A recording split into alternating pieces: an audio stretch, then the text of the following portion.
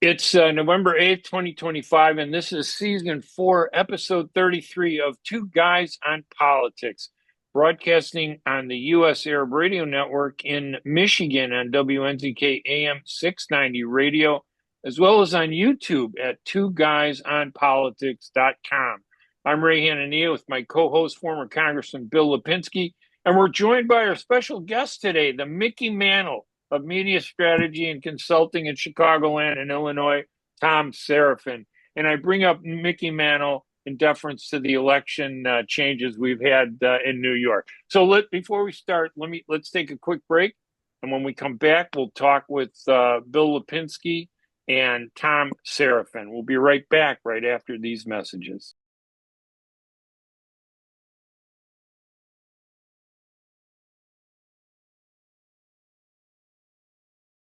Thom, we're so proud to have you on the program today. Before we get into the issues, tell us a little bit about your history and politics and in media. How did that all happen, and what have you done? I grew up in Milwaukee, and our adjoining parish, St. Boniface, is where Father Jim Groppe was. And he marched 465 days in a row for open housing in Milwaukee. And that was part of what we did as kids. I ended up in the seminary, St. Francis Seminary, for a couple of your first 2 years of college in the south side of Milwaukee. And, we got into a lot of street fights, and my parents moved out of town literally for a better neighborhood and a safer place. And we end up in Peoria, and I end up in university, and I met Paul Simon, who, got me into the world of journalism. And I covered Springfield, the legislature, for years, ended up in Washington, D.C. with Alan Dixon's staff, and then worked for Congressman Rostenkowski for 3 or 4 of his elections. And, actually helped him, make the deal over Channel 32, where he became a commentator. In fact, interesting, 4 times he broke that appointment with me. And the 5th time he said, "Serafin, nobody wants to talk to me." I said, "Mr. Chairman," I said, "you're going to be great." And we walked up the marble steps at the Channel 32 studios, and we get to the top of the steps, open the beautiful big glass doors, and there's a big cutout, human-sized cutout of Seinfeld. And he says, "Is this the station that has Seinfeld?" I said, "Yes, sir." Like Seinfeld. He walked into the president's office, the general manager. Walter was there, Deborah Juarez, everybody was there, and he charmed them for an hour and a half. And he left the office. I said, "Man, you were good." And he said, he was, he's a character. And he went back home, and I stayed. Worked out a deal for him. And he was on the air the following Monday, and then he was on there forever, and he was really, really good at it. So I've been blessed in many ways, and I've been involved in a lot of elections, and I got a chance to meet the congressman early on in the 70s, and I learned to love it, and covered the Illinois legislature as a member of the Springfield Correspondents Association, and had worked for Bill Miller at the time, and he broadcast for WBBM, KMOX out of St. Louis, and a couple of people had asked me to be their press secretaries and campaigns, and I hooked up with a gentleman by the name of Alex Seith, who introduced me to the congressman many, many, many years ago in the 23rd Ward, I think it was, sir. And, and he could speak a dozen languages. I learned a lot from him. Very bright guy, but he had a problem on the campaign trail, with meeting with people, because he always talked over them. But he was, worked his buns off, and took Chuck Percy down to the last weekend, and ended up losing that campaign. And eventually I ended up on the staff of Alan Dixon in Washington, and worked for Congress Rostenkowski for 6, 7 terms. It's been a long road for me. I've been in the business for 50 years plus, right. And learned from the ground up. I grew up in Milwaukee. I didn't have a godfather or a mentor or anything, but I've enjoyed my time here in the city, and I'm really really pleased that I could share a microphone with the congressman and with you, Ray. So answer this question. What's Milwaukee's famous beer? Well, we had a lot of them. We had Blast, we had Schlitz, That's right. I'm from Blast, Milwaukee, right? And I ought to know. Right, it's draft brewed Blast beer wherever you go. That was the one. Now you don't hear about that beer any longer. The beer refreshes, And my high school was only about 4 blocks from the Schlitz Brewery. And eventually they did that show on television with Schlitz Brewery. Right. That was the old Schlitz Brewery. Yeah, Yeah. that's phenomenal. We're Bill and I are really happy to have you on the program today. Let's talk a little bit about New York's well, we have the elections Tuesday, but let's start with New York. Zohran Mamdani defeated Andrew Cuomo for the second time in the same election cycle. He beat him in the Democratic primary, and that just people were so enraged that they got Andrew to run again as an independent, and he lost again. But it was over 2 million votes, and I think the turnout was pretty high. It was like 45%. It was a lot of people came out in that election, and Mamdani had over 51% of the election vote. What did you make of what happened and why? I thought he had the right message on the campaign trail.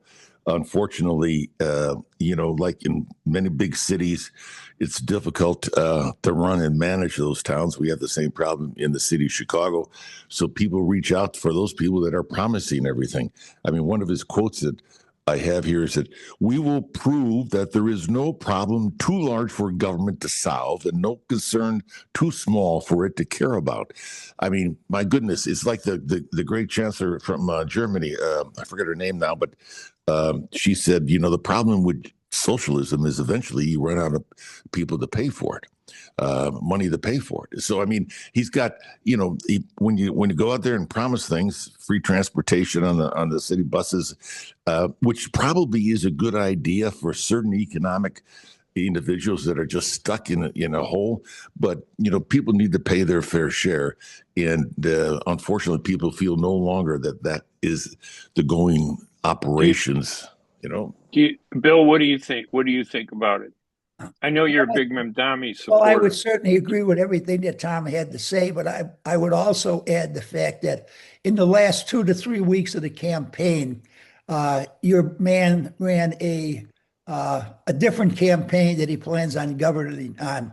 He was very enthusiastic. He was very upfront with people. He was very nice with people. He went out of his way to be accommodating. He didn't talk about many of the radical positions that he held before the campaign started, and apparently he holds once again after he has been elected. I was very disappointed in the press conference that he had right after he was elected. I was very disappointed in the interview that he had with the New York Times and the things that he talked about. Ray, I'm sure that you have read the Democratic Socialist Party of America's agenda. I have read it. I assume Thom may have read it. That's really an awfully radical agenda. I really don't think that it would work anyplace other than in New York City. Now, on the positive side, as I say, he ran an excellent campaign. He minimized the controversial positions that he has taken. But now that he is mayor, I'm very concerned about the situation for New York. I don't really think that that agenda sells any place other than New York City. But probably the most amazing thing to me is that 20% of the Jewish vote in New York City voted for him. So obviously, his theme about affordability came through even to people who you might think would not be supportive of him. Well, a lot of the Jewish American voters in New York are not big supporters of Benjamin Netanyahu. And, there's an interesting thing. Let's go back to this democratic socialism. The term democratic socialism is twisted and expanded and defined by everybody in any political way they want to either destroy somebody or undermine somebody. His definition, and I think the traditional one that I've seen over the years, is it defines someone who believes that the economy is run to benefit the majority, not just the few. Now, I think that's the message that he presented to the voters. And I think he, embraced that description, democratic socialist. A lot of people didn't say democratic socialist. They just said he was a socialist. And when you think of a socialist, you think of Stalin and a few other people, going back to World War II. So it was more of a derogatory thing. And the last thing, I mean, I think there were a lot of people that looked at the candidates and said, look at Andrew Cuomo, surrounded by controversy, accused of screwing up the COVID contracts and, getting health care to some of the victims of COVID during that period when he was governor in New York. And then multiple charges of him sexually harassing dozens of women in office. And Eric Adams, the mayor of New York, he had to run as an independent because he was in so much trouble. He was going to be charged with corruption and bribery. I think he tried to bribe a Turkish official that was in New York. And then Trump saved him and said, "Hey, listen, get out of the race and support Cuomo." And sure enough, those charges were dropped by the Justice Department right after. But Ray, what you just had to say there indicates that your man ran against weak opponents in the first place. So yes, absolutely. I don't see his a little over 51% as any kind of real mandate like he is talking about. And I want to go back to the Democratic Socialist agenda. I know that you have read it. I know that you don't want to talk about it, and I can understand that from your perspective. But I think on this program, in the near future, we should really discuss it. And I'd like to have Thom on there as a neutral party, because I come from one perspective on him, you come from another perspective on him. Well, let's say, listen, Thom, what do you make of when you look at Mamdani and his proposals? I mean, we kind of talked about, why we think he won. He touched on some issues that a lot of voters, may or may not have understood or did understand or were sensitive to. But what about this issue? I mean, because Trump is playing that up, isn't he? He called him a communist. Lindsey Graham called him a communist. I think Johnson called him a communist. What about that aspect of it? What do you think about all that, Thom? Well, he's still very, very, very young politically in understanding how to move legislation and how to bring people together. I mean, he in his victory speech, he said, "So hear me out, President Trump. When I say this, to get to any New Yorker, you will have to go through me first." And I'm thinking to myself, now that's the federal government. They have the largesse. They have everything right there. Why would you upset the one person that can be helpful to you in moving funds to New York?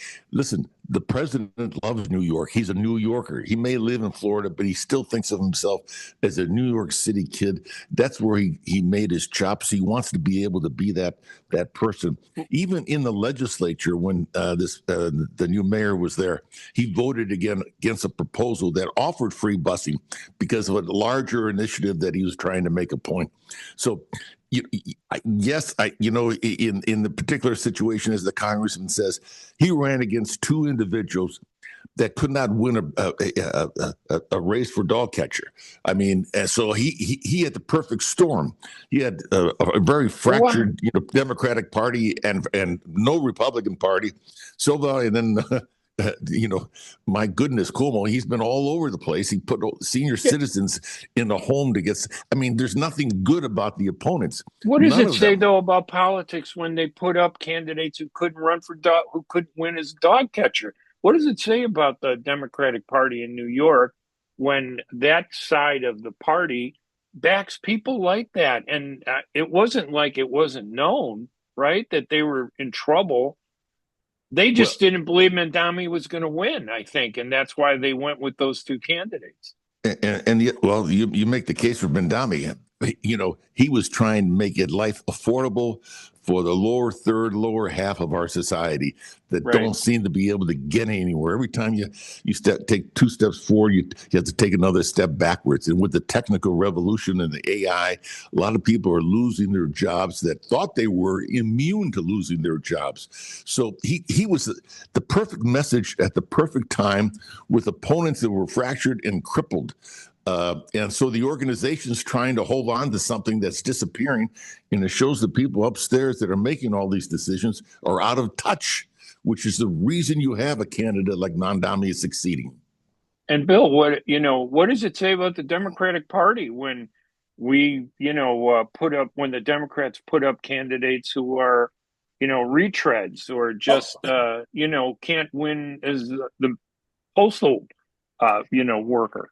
Well, as I have said to you privately and maybe publicly, I was hoping that your man would win because I want to see your man become the face of the National Democratic Party. And I want to see him be the Democrats' candidate for president and AOC be the candidate for vice president the I next time think they get a around. lot of votes. They So get the a lot of Democratic votes. Party will crash and burn. Yes, they'll get a lot of votes in New York City Wait, once but again, and they'll get a lot of votes in some radical areas in the United States. But I doubt that that combination can get 30% of the vote in a Bill, nationwide election. has And once, hasn't the Democratic now Party you asked crashed me, and Ray, burned? may I finish, please? So I want to Good. see the Democratic Party crash and burn. And out of the ashes, I hope we will have a new Democratic Party that truly represents the middle class and the lower class. And once the Republicans get rid of Trump, I hope they go back to being primarily, you know, the golf course party or the social party or whatever you want to call them, representing the views that they had. That's the America that succeeded. That's the America I would like to see once again. And Bill, I'm sorry, no, hasn't the Democratic Party crashed and burned already? Come on. no, You no, want to they have see the not. Democratic? They haven't under They won. Trump. They We won. came back. They won New Jersey governorship. They won the governorship in Virginia, and they Well, won by larger margins than they were expected to win. And that's because I believe there is a definite backlash against President Trump in his bombastic way of trying to handle things. well, isn't it also that those are three big blue states? I mean, give me a break. If the Democrats can't win their own blue states, then that just shows you how terrible they are. But it So they wasn't the did do win. better. It was the margin of victory that those two candidates have Yeah. that shows that the Republican Party had definitely lost support amongst independents and against Hispanics who were definitely going in their direction. Tom, what do you make of that? Well, Crash and burn, and well, did Trump really lose big in those blue states? I thought he lost where he was supposed to lose. It has been losing for 3 or 4 decades. Not him, but the Republican Party.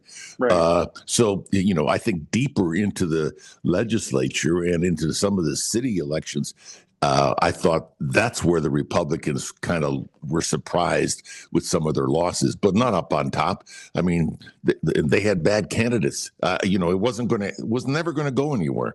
As Mamdani said in his speech, whose city? Our city. Who runs it? We do. Who's going to fix it? We are. Well, guess what? You both know about government, and you just can't do that. They want to do it for the 26 elections and the 28 cycle. It's not going to get done the way New York runs their operation. I love the enthusiasm. I love the attitude that we need to fix it. We need to give and help people out, pull them up by their bootstraps and give them an opportunity. That's the party of the Democratic Party that I grew up with in the 60s and 70s. My dad was he carried the card, the Democratic card. He was proud of it. Humphrey, Kennedy. I mean, Proxmire. I mean, there were some Moynihan. There were some terrific Democrats, including the congressman who opened up Midway Airport and gave us the opportunity to be able to take the train from downtown out to Midway.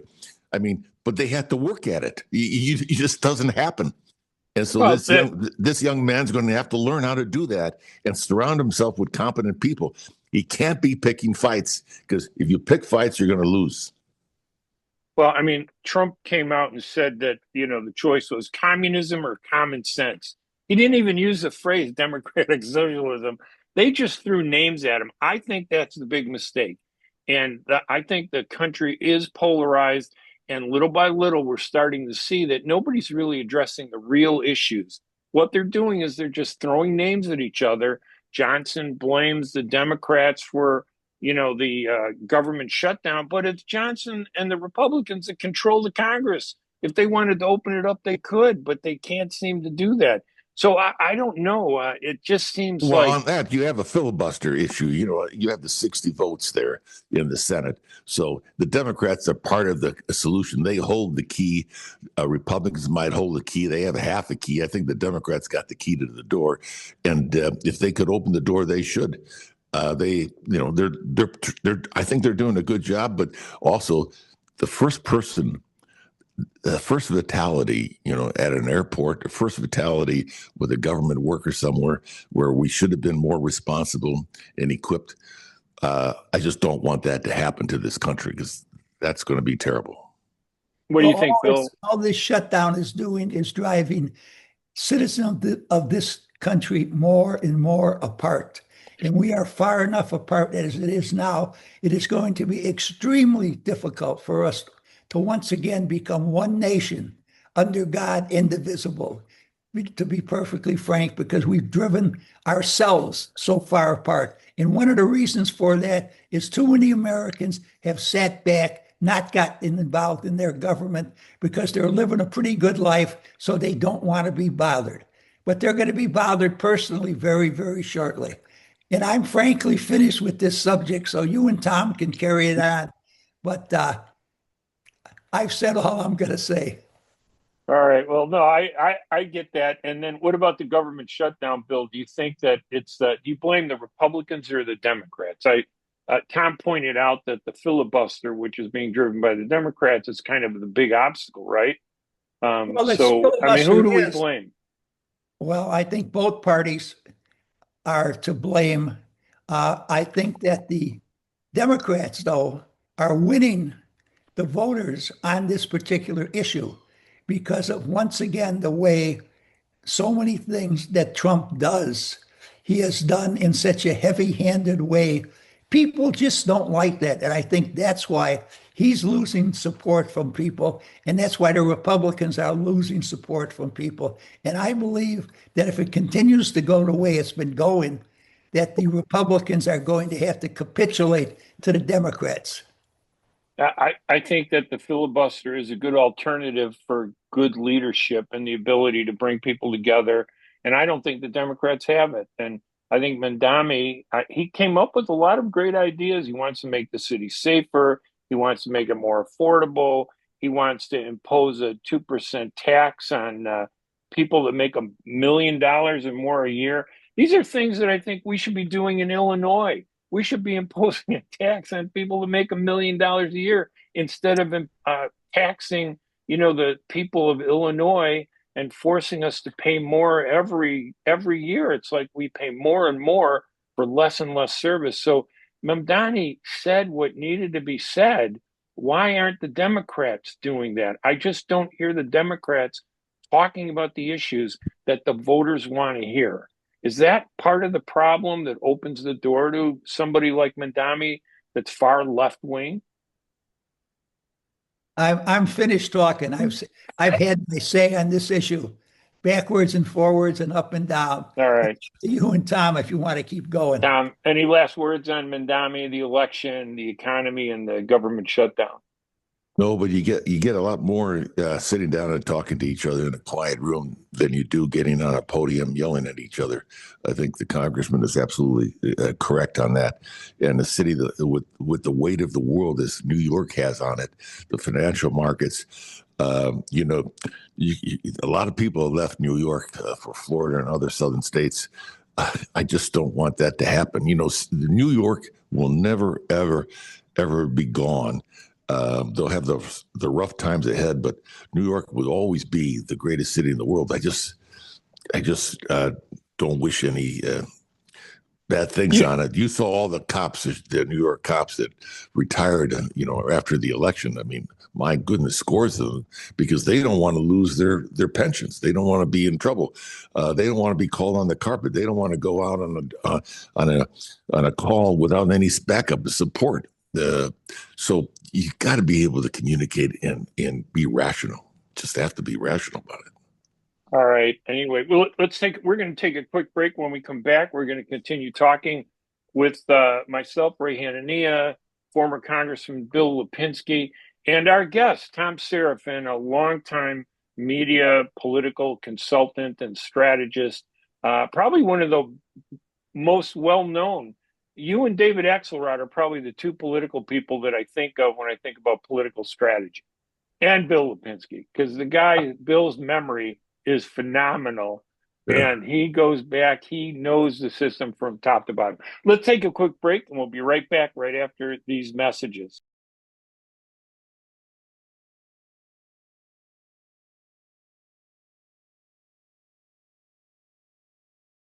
And welcome back to Two Guys on Politics. This is Ray Hanania with my great compatriots here, former Congressman Bill Lipinski and Thom Serafin, who I like to again say the Mickey Mantle of political consulting in Chicagoland and Illinois. The guy has the depth, and we're really honored to have you on the show, Thom. Really, it's just a pleasure to have you on. Yes, I thank you very much for being on, Thom. We appreciate it.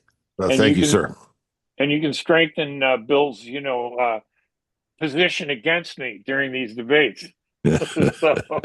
My position needs no straightening. No, I didn't say straightening, strengthening, not straightening. You always have a good position, Bill. The elections, I know they're, a couple of years off, but we keep seeing everybody in Chicago and Illinois talking about running. Rahm Emanuel, J.B. Pritzker. It's almost as if it transitioned him from being what I felt was a terrible governor to somebody whose speeches suddenly miraculously have completely changed now that he's, running.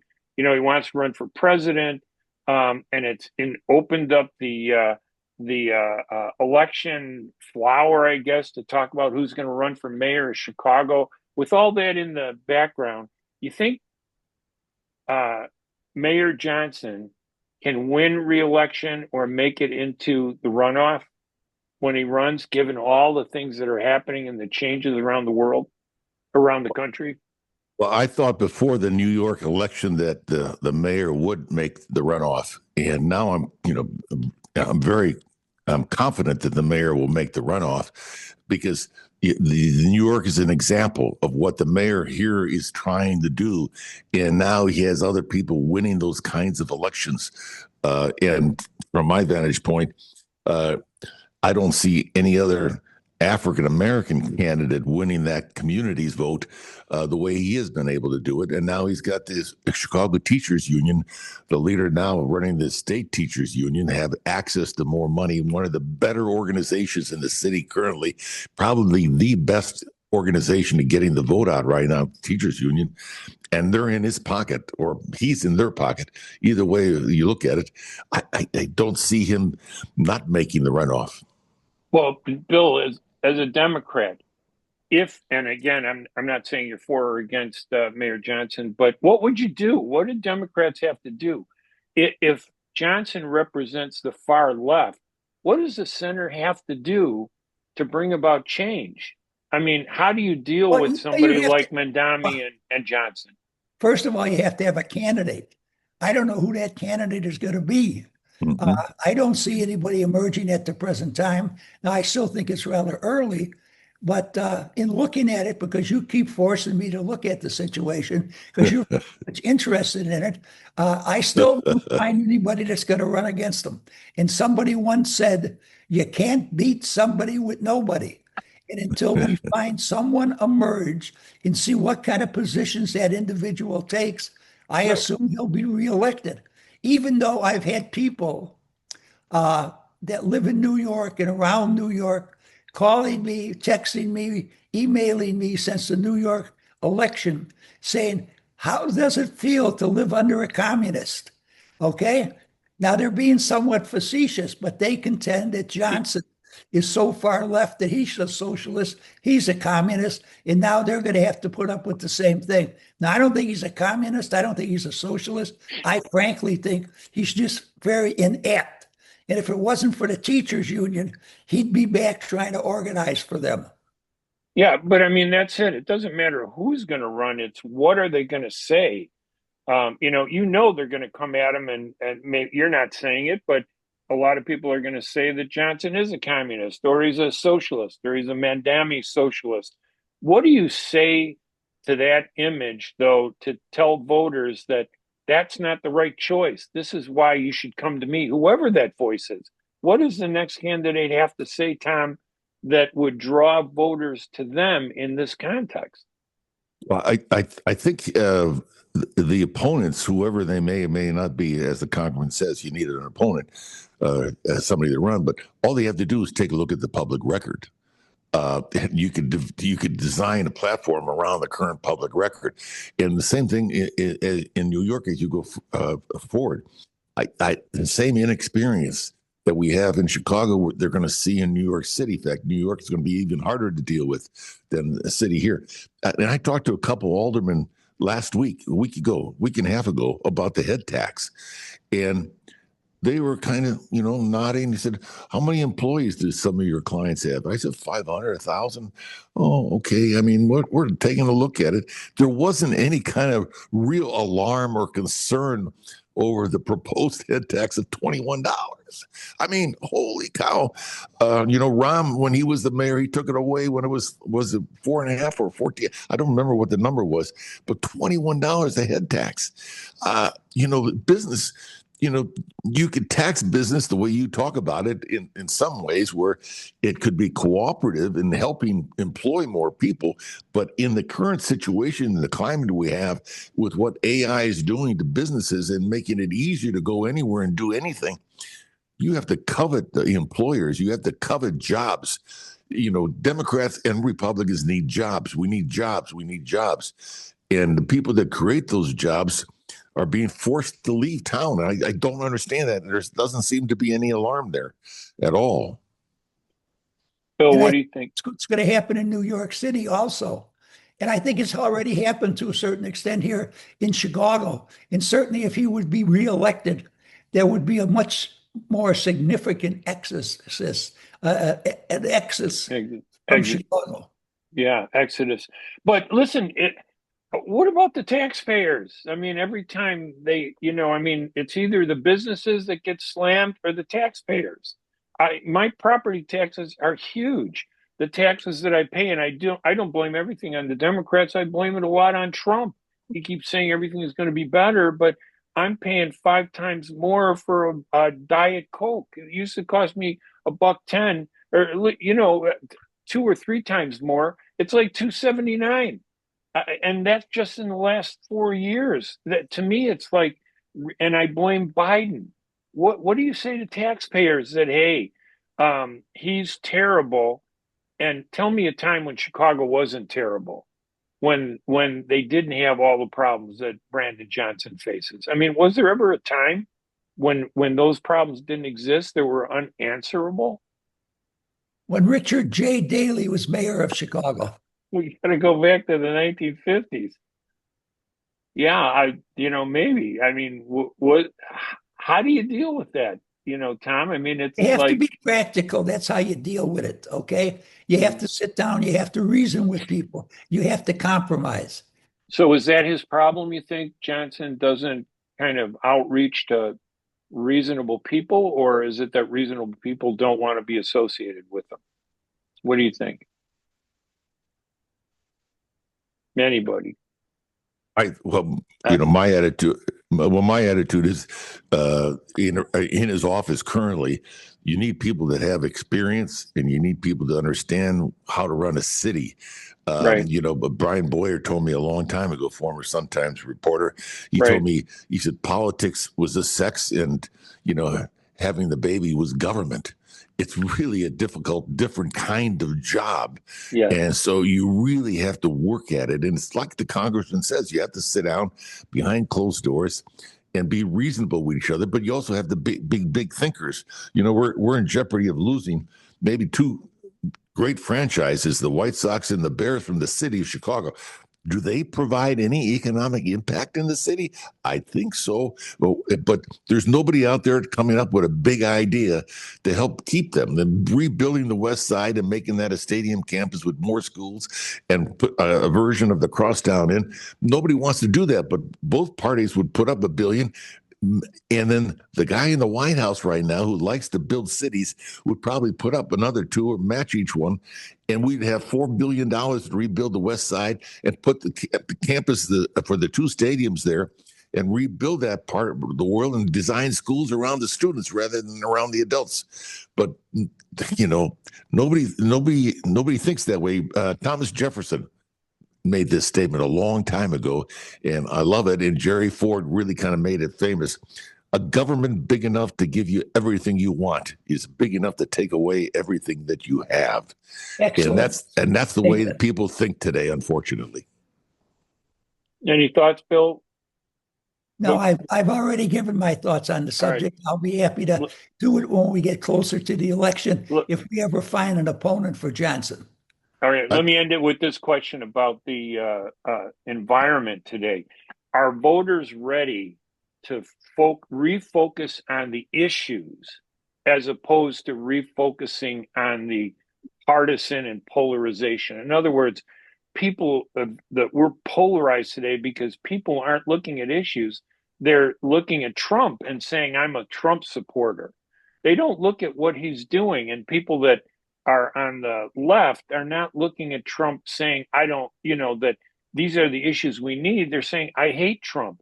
Can we get voters to start looking at issues and get away from the polarization? Is that going to happen, or does it need to happen? Oh, I think it definitely needs to happen.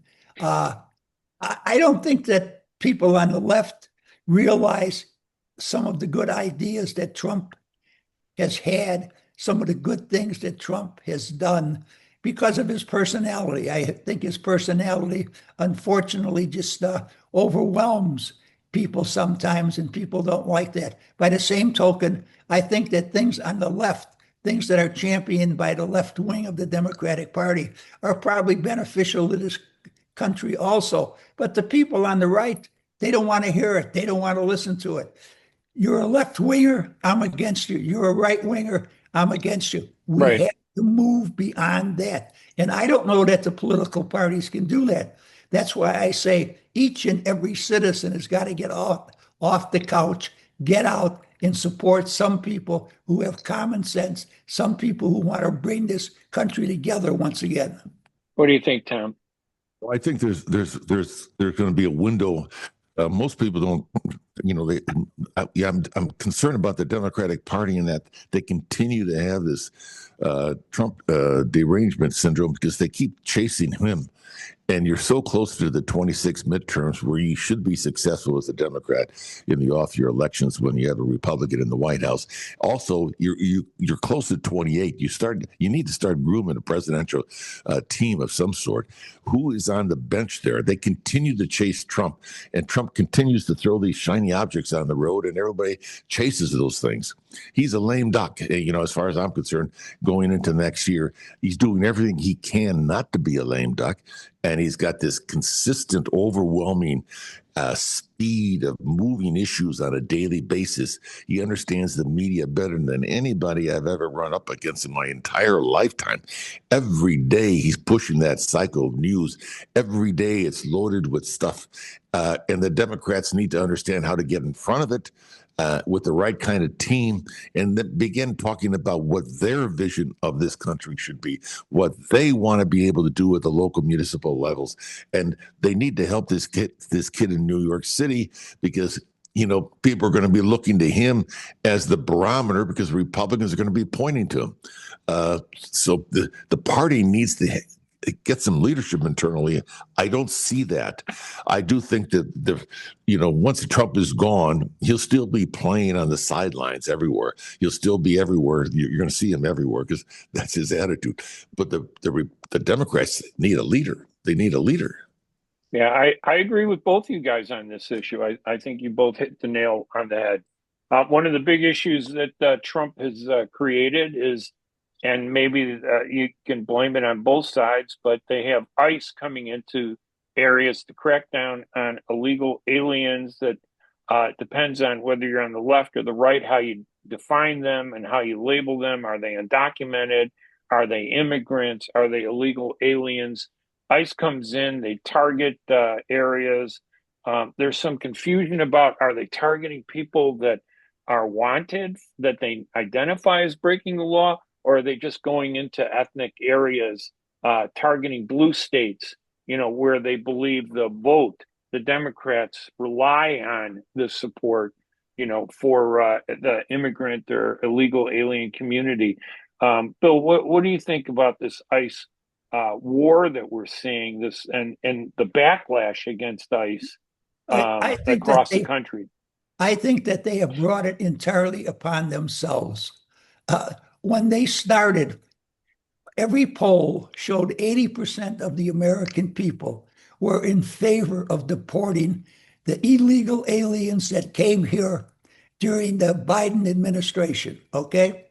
But since they have been enforcing that, since they have been rounding up people, every poll I have seen has gone down to where it's 41, 42% only now support that. Why? Because once again, the heavy handedness of the Trump ICE people and how they handled it. I think they're doing the right job, but you have to do it with some finesse. You have to do it with some class. You have to do it with some understanding. You have to come across as humanitarians, not these terrible people who are breaking down doors, taking people out of nursery schools. I mean, none of that does you any good. And you're going to get to a point where you're not going to have any kind of support by the American people for this. And you're going to wind up with so many of these illegal aliens remaining in this country.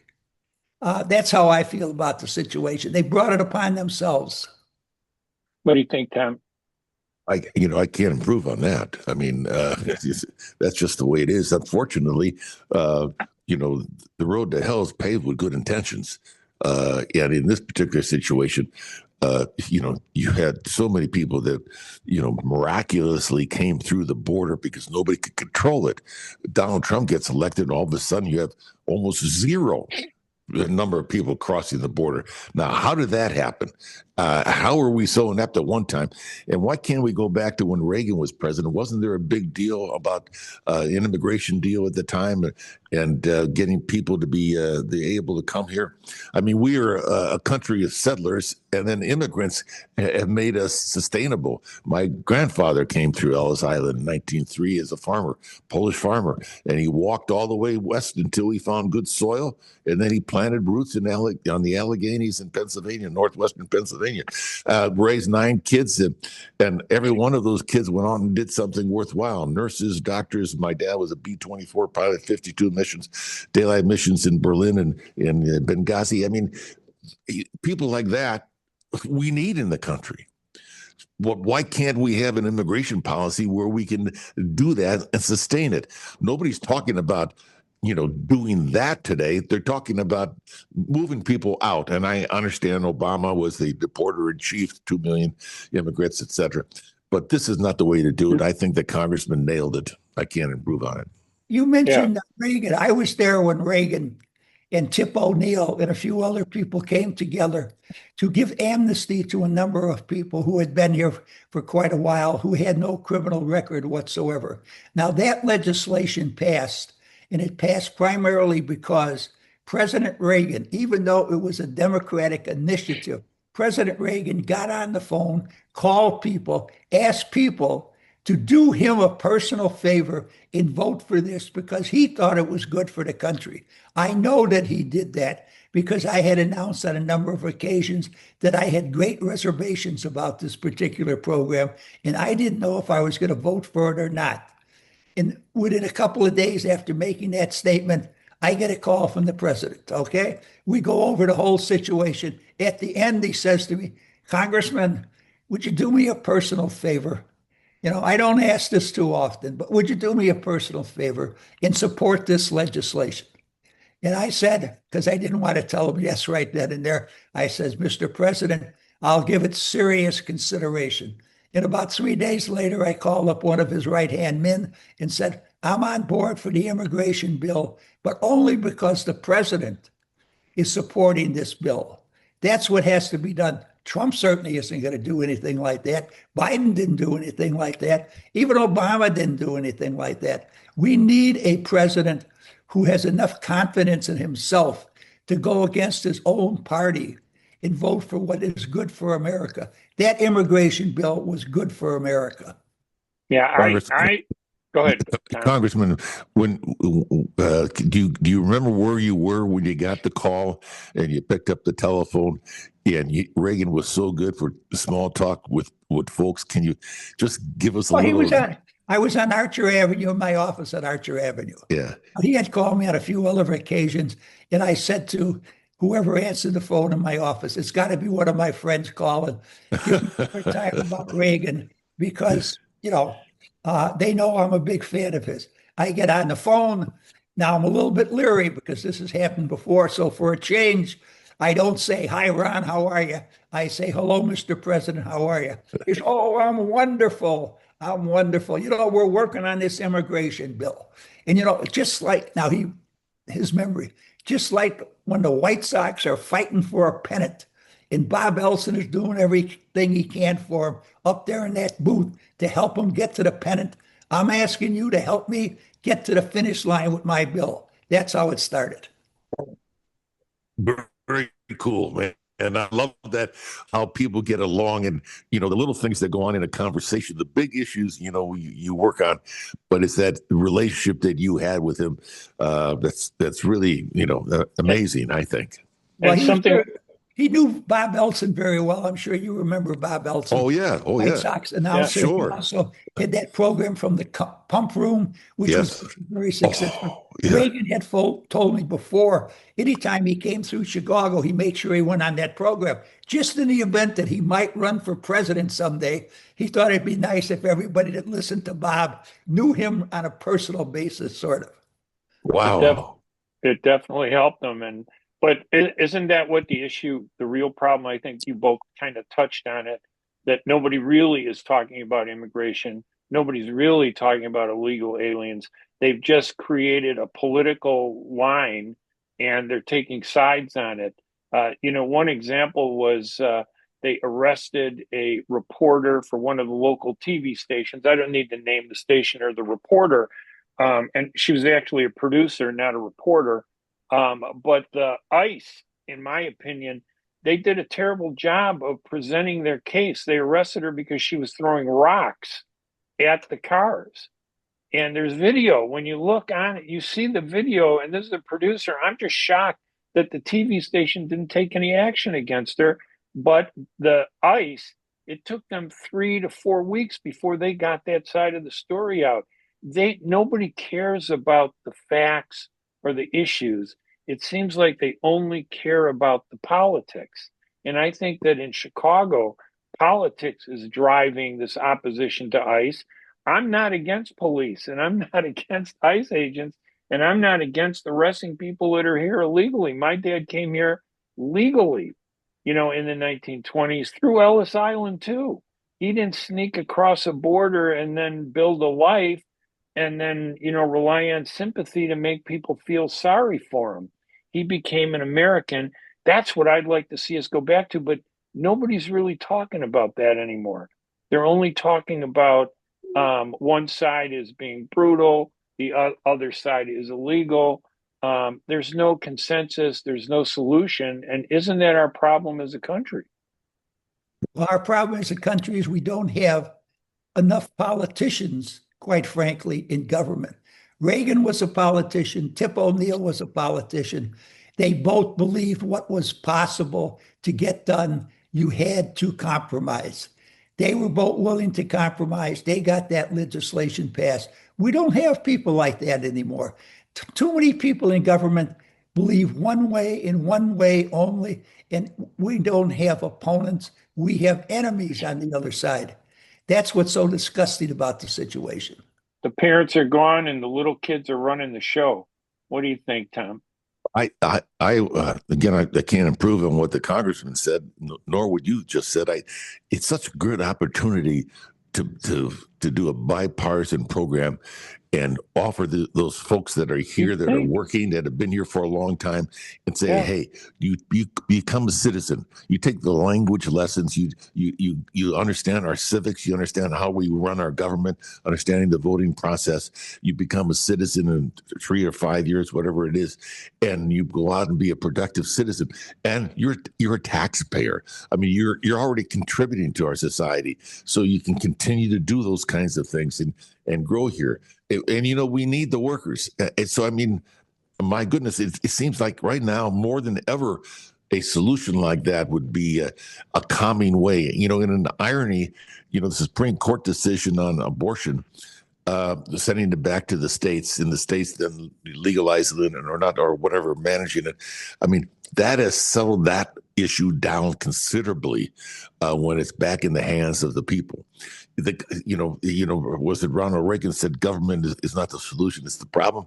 Well, maybe a little less of that and more at the local levels, we'd be able to survive and get along better. Great discussion, guys. Any final thoughts on any topics at all? Anything, Bill, Thom? I'm happy that Thom was on the program today. I hope he can see his way clear in the future to come back and join us. And Ray, as usual, you've been brilliant. Well, thank you. You're a good man.